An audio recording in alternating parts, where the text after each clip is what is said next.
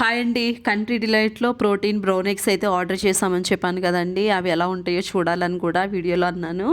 అయితే ఇంకా పిల్లలిద్దరికీ గూడా చెరొక ఎగ్గు ఇంకా టేస్ట్ ఎలా ఉంటదో ఒకసారి చూద్దాం అన్నట్లుగా నాతో కలిపి మొత్తం 3 ఎగ్స్ అయితే బాయిల్ చేశాను. మా హస్బెండ్ ఏమో వద్దన్నారనమాట. ఇంకా మా ముగ్గురికనే బాయిల్ చేశానండి.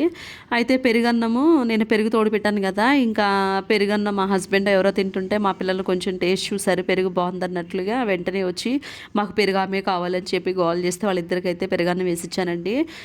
పెరుగుకి తోడు కరెక్ట్‌గా వేయడంతో పులుపు లేదనమాట. చాలా టేస్టీగా ఉంది. వాళ్ళైతే చాలా ఇష్టంగా తినేశారు. ఇక ఈ ఎగ్స్ అయితే ఈ ఎగ్స్ గురించి చెప్పాలంటే ఇవి వైట్ ఎగ్స్ కంటే చాలా తక్కువ టైం తీసుకున్నాయండి ఉడకడానికి. చాలా త్వరగా ఉడికిపోయాయన్నమాట. వాటితో కంపేర్ చేస్తే వీటిని బాయిల్ చేయడం అయితే చాలా తక్కువ టైము.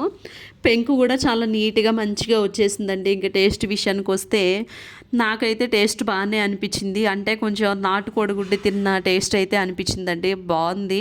పిల్లలు కూడా మామూలుగా అయితే బాయిల్ చేసిన ఎగ్‌ని అయితే అసలు తినడం మానేశారు. వాళ్ళు చికాకు చేస్తారు. తింటానని చెప్పి తీసుకుంటారు గానీ తినరు.